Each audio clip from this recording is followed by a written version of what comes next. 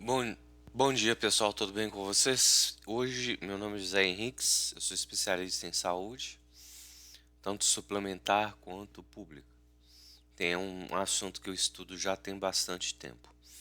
E hoje a gente vai falar um pouquinho sobre o que dá errado com as operadoras de plano de saúde, que elas ainda não mudam a mentalidade delas em termos assistenciais e de cuidados. A maioria das operadoras elas estão focadas muito na sinistralidade. Elas não conhecem a verdade sobre o plano de saúde, sobre a assistência à saúde dos seus participantes. Então, a maioria das operadoras de plano de saúde, elas olham apenas você como um centro de resultado. Elas nunca te enxergam como um centro de saúde, né? Elas sempre estão cuidando mais dos eventos, né, das consultas, exames, do que se preocupando realmente com a qualidade de atenção dos pacientes. Algumas têm até algumas iniciativas interessantes nesse sentido, mas são poucas que realmente têm programas de atenção à saúde bem definidos. Isso ocorre por uma prática de mercado que ainda é extremamente assistencial e ela não é nem um pouco voltada para o interesse do paciente. Infelizmente, a maioria das operadoras de plano de saúde, elas desprezam a atenção básica e a regulação delas é baseada em custo, né? E não em qualidade ou efetividade no tratamento médico assistencial. Isso já vem desde a Lei 9656 com as operadoras antigas. A gente, quando iniciou a Lei 9656, ela existiam no mercado cerca de 2.600 operadoras. Hoje a gente tem pouco mais de 675 ativas. Então a ANS foi enxugando as operadoras com base em indicadores não de qualidade da assistência, mas sim pela capacidade financeira dessas operadoras. O que não tem nada de errado, porque a visão da ANS não é o cuidado assistencial. A intenção da ANS sempre é manter o mercado financeiro e é garantido o atendimento do beneficiário. É um fator de risco para todo o mercado de saúde suplementar ter esse tipo de visão. A primeira coisa que tem de errado nessa visão é que as operadoras elas desconhecem totalmente, como eu disse antes, a saúde dos seus pacientes. Ela não se preocupa com o desfecho clínico ou desfecho assistencial. Então, quando você faz uma consulta no plano de saúde, você não tem nenhum feedback sobre aquilo. As operadoras simplesmente desconhecem o que aconteceu dentro do consultório e a sua evolução de saúde. É claro que existem N questões éticas e questões importantes para serem discutidas na própria regulamentação, mas as operadoras elas não têm liberdade para realmente conhecer a saúde do beneficiário, o que é um erro, né? No lugar de, por exemplo, fazer uma autorização de custo, né? Fazer uma regulação das autorizações baseadas em custo, ela deveria fazer uma regulação baseada em valor. E essa mentalidade das operadoras, ela ainda perdura. Primeiro por causa de dos fatores que ela não tem controle sobre a rede credenciada, ela não disponibiliza informações para a rede credenciada, e o modelo de atenção ainda é o pay for fee, ou seja, você paga aquilo que você utiliza, né? Quando você tem o famoso método de coparticipação. Então isso acaba gerando uma série de discrepâncias e até um pouco de perda de sentido do que é uma operadora de plano de saúde, né? A operadora de plano de saúde, ela simplesmente hoje ela é responsiva, ela não é ativa. Ela só é reativa quando ela entende nos os casos de doenças crônicas. E mesmo assim faz muito errado esse processo. Por exemplo, quem tem insuficiência renal crônica, câncer, a baixa complexidade é tratada simplesmente como uma parte do processo. O desfecho clínico, né, a cura ou a recuperação ou bem, mesmo o bem-estar do paciente, eles nunca são analisados. E isso acaba gerando um fator de aumento do risco e exposição ao risco das operadoras. As operadoras não sabem fazer atenção básica, elas não sabem cuidar do paciente de verdade. Tirando algumas operadoras de autogestão, a maioria simplesmente oferece aquilo ali como um benefício e não como um valor agregado para a vida do paciente. É uma dificuldade muito grande do mercado mudar essa, esse mindset, né? Vamos considerar assim, porque a legislação ela é cheia de impeditivos. E eu duvido que a legislação seja alterada em fator da complexidade que é interligar hospitais, operadoras e beneficiários. A maioria das operadoras simplesmente reativa. Ela é um elemento reativo para o custo. Por isso que existe tanta judicialização na saúde.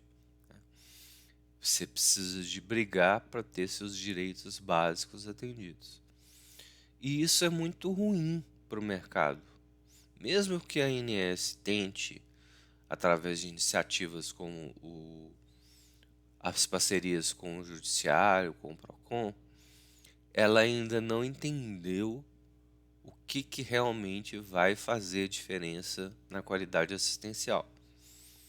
O grande problema desses pontos é que ela não consegue atender os beneficiários de baixa complexidade e ela foca ainda em custos, né? Por mais que existam processos de monitoramento SUS, PEONA, o próprio ressarcimento ao SUS, a maioria dos operadores ainda prefere transferir os custos para o SUS, que seriam mais baratos do que o custo mantido por ela, seja em termos de equipamento, seja procedimentos de longa duração. Então ela evita, né, atender a alta complexidade e simplesmente fazer aquilo que é cirúrgico, clínico, né? E ela não tem controle algum sobre esse desfecho desses casos. É um motivo muito importante para a gente refletir por que as operadoras de plano de saúde não conhecem o valor e a importância da atenção básica. A atenção básica no SUS, ela ainda é feita aos trancos e barrancos de uma maneira mais assertiva. E as operadoras, com todo o capital que elas têm, com toda a elasticidade de negócio, ela poderia fazer uma atenção básica 100 vezes melhor que a do SUS, né? Mas ela não faz. E o PSF tem sofrido um desmonte muito grande, principalmente na área de recursos humanos e na parte de componentização, né? O SUS hoje ele tem um dos pilares da atenção básica, mas esse pilar ele ainda é complexo porque não existem quantidade de profissionais suficientes para atender essas demandas.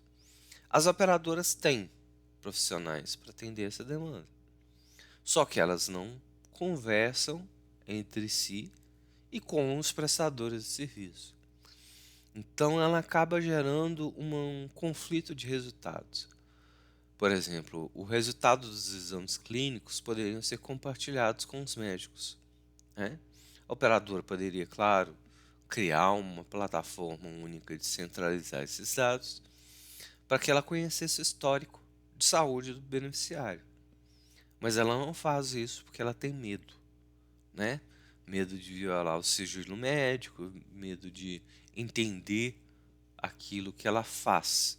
Aliás, as operadoras de saúde até hoje não entendem o que elas fazem de verdade, né? Elas são meramente intermediárias e beneficiárias de um fator de risco para os participantes, né? Para os beneficiários delas.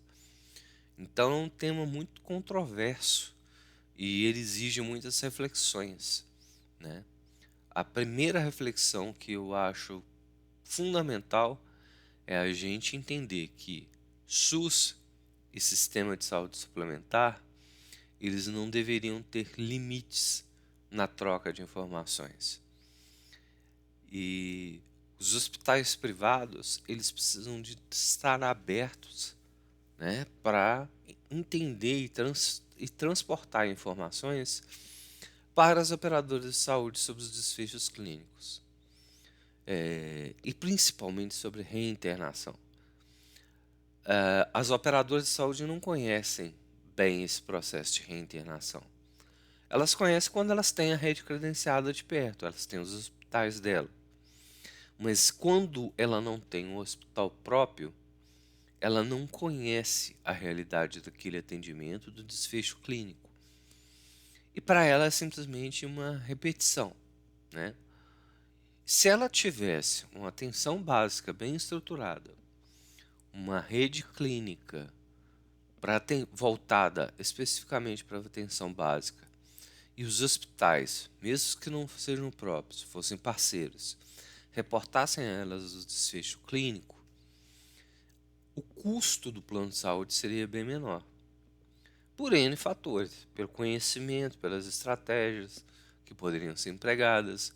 Por exemplo, pacientes com diabetes, que estão sempre necessitando de acompanhamento, a operadora poderia montar um programa específico de rastreio e acompanhamento desses pacientes diabéticos, monitorando também a qualidade de vida deles, né? Os exames de rotina, os exames, as atividades físicas, a nutrição, mas as operadoras ainda veem isso como um elemento de multidisciplinaridade. E ela ainda é voltada extremamente para a regulação, o que é uma perda de tempo para todos os pares do setor.